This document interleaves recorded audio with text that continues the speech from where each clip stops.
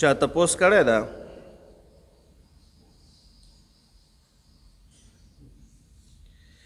په قبر باندې ګلونه اچول څنګه دي؟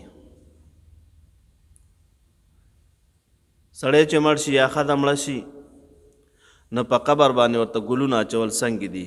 وروڼو د دې هېڅ پیدا نشته او نه شریعت مبارک کې د دې څه حکم راغلی ده.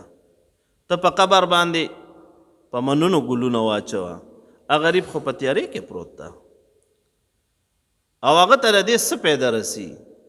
او یا په قبر باندې لیټ بل کا، یا په قبر باندې شمع بله کا، یا په قبر باندې بوی تیلی بل که زمونږ دا خلک کوي. ګورئ دا نه دي پکار، دا شریعت مبارک منې کړي دي.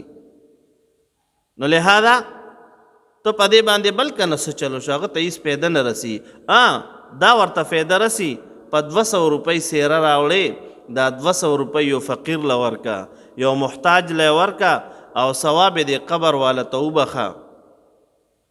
نو لہذا هغه ته به په دې باندې قبر کې دننه رڼاګانې شي او هغه ته به په قبر کې دننه خوشبویانې شروع شي او چې نه تا پې د بره نه سیرې اچولې وي او هغه د اسلام مخالفت کې ژوند تیر کړی وي، نو بره دې پې ګلونه پراته وي که نه. نو لہذا په قبر باندې سیرې اچول دا نه دي پکار.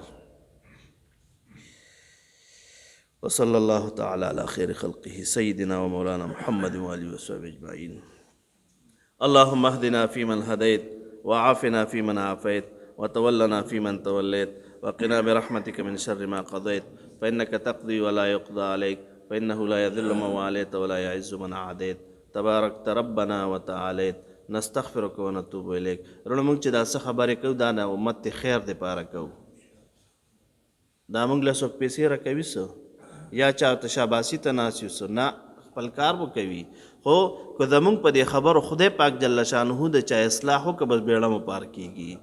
نو خدای پاک جل شانه دې زمونږ ټولو مسلمانانو اصلاح وکړي او خدای پاک جل شانه دې زمونږ ټولو ګناهونه معاف کړي او خدای پاک جل شانه دې زمونږ ټولو د شریعت مبارک مطابق زندګیانې تیرې کړي. وصلی الله تعالی علی خیر خلقه.